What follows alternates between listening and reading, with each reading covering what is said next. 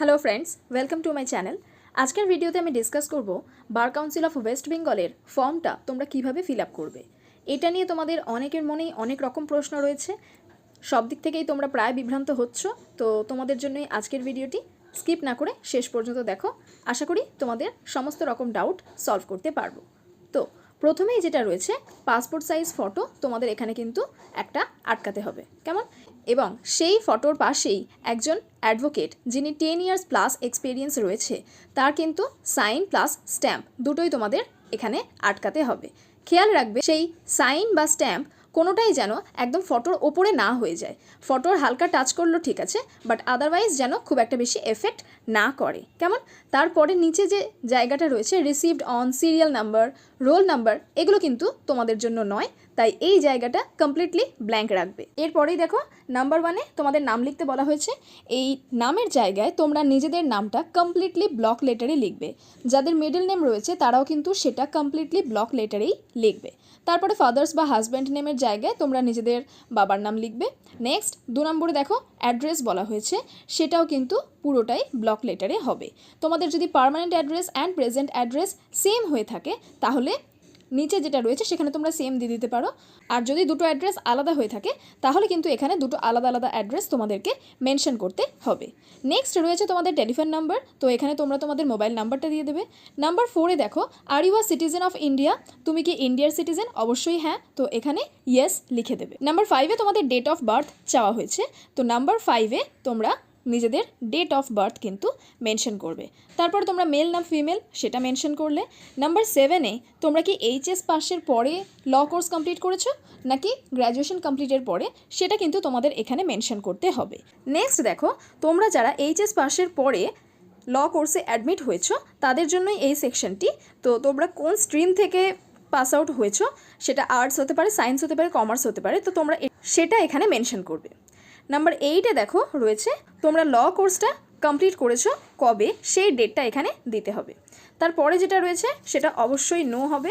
Number 1 যে point রয়েছে, the college at which the course of instruction in law was taken and the university in which the degree in law was obtained, এখানে তোমরা তোমাদের কলেজের নাম এবং university name, তোমরা কোন ইউনিভার্সিটি থেকে পাস আউট করছো সেটাও কিন্তু এখানে মেনশন করতে হবে। অবশ্যই কলেজ নাম তার সাথে ইউনিভার্সিটি নেম, কেমন? তারপরে রয়েছে আমাদের অ্যাকাডেমিক ইয়ার।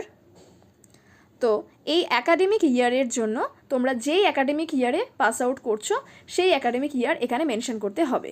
যারা বিএলএলবি কোর্স করেছো 2021 থেকে 2026, তো তোমরা এখানে সেই অ্যাকাডেমিক সেশনটা মেনশন করবে। তারপর তোমাদের কত বছরের কোর্স ছিল, ডেফিনেটলি এটা 5 ইয়ার্স। মিডিয়াম অফ ইনস্ট্রাকশন কী ছিল, অফকোর্স এটা ইংলিশ হবে। তারপরে নাম্বার 5টা নো হবে, এবং নাম্বার 9-এর যে কটা রয়েছে, নাম্বার 9-এর 3টেতেই কিন্তু তোমাদেরকে নো লিখতে হবে। নাম্বার 10 দেখো, নাম্বার 10-এ বলা হয়েছে যে অ্যামাউন্টটা তোমাদেরকে পে করতে বলা হয়েছে সেটা তোমরা পে করেছো কি না, তো সেটা এখানে মেনশন করবে, তার পাশে তার ডিটেলসটা দিয়ে দেবে। নাম্বার 11 যেটা রয়েছে সেটাও অফকোর্স তোমাদের জন্য নোই হবে। নাম্বার 12 হচ্ছে তুমি কোন কোর্টে প্র্যাকটিস করতে চাও। তোমরা যারা যেই কোর্টে প্র্যাকটিস করছো সেই কোর্টের নাম বা যেই জুরিসডিকশনে প্র্যাকটিস করতে চাও সেই কোর্টের নাম এখানে মেনশন করতে হবে। নেক্সট যেটা রয়েছে 13 থেকে 16 পর্যন্ত, এই 4টেই কিন্তু নো হবে, কেমন? পেজ নাম্বার 3-তে দেখো তোমার থেকে একটা ডিক্লারেশন নেওয়া হয়েছে যে the above statement are true to my knowledge except as to the date of my birth which is stated on information and belief which I believe to be true. এই সমস্ত কিছু যা কিছু ডিক্লারেশন এখানে দেওয়া আছে প্রত্যেকটাই ট্রু, যেটা তুমি দিচ্ছ, দিয়ে এবার নিচে তোমার সিগনেচার আর ডেটটা দিয়ে দিতে হবে। এনক্লোজার যেটা রয়েছে সেখানে তুমি কী কী মেনশন করবে, তুমি কোন কোন ডকুমেন্ট দিচ্ছ। মনে রাখবে এখানে কিন্তু তোমার আসল ডকুমেন্টও জমা নিয়ে নেওয়া হবে, তো সেক্ষেত্রে তুমি কোন কোন ডকুমেন্ট দিচ্ছ সেগুলো এখানে মেনশন করতে হবে, আর প্রত্যেকটা ব্লক লেটারেই লিখতে হবে। তো বেসিক্যালি আমরা যেগুলো দিয়ে থাকি, LLB degree certificate, LLB marksheet all সেমিস্টারের, higher secondary certificate and secondary certificate, generally এই 4টাতেই তোমাদের কাজ হয়ে যায়। ওকে, 4 নম্বর পেজটা এটা কিন্তু তোমাদের জন্য নয়, এটা হচ্ছে অ্যাডভোকেটদের জন্য। যেই দুজন 10 ইয়ার্স প্লাস এক্সপিরিয়েন্স অ্যাডভোকেটের থেকে তুমি সাইন করছো বা যেই দুজন তোমাকে ক্যারেক্টার সার্টিফিকেট দিচ্ছে তাদের জন্য এই 4 নম্বর পেজটি। প্রথমে একজন অ্যাডভোকেট করবেন আর দ্বিতীয় আরও একজন অ্যাডভোকেট করবেন। মনে রাখবে এই ফর্মের সঙ্গে তুমি তোমার যে সমস্ত অরিজিনাল ডকুমেন্ট দিচ্ছ তার যে জেরক্স কপি দিচ্ছ সেই জেরক্স কপিতেও কিন্তু অ্যাডভোকেটের সিগনেচার উইথ স্ট্যাম্প থাকতে হবে।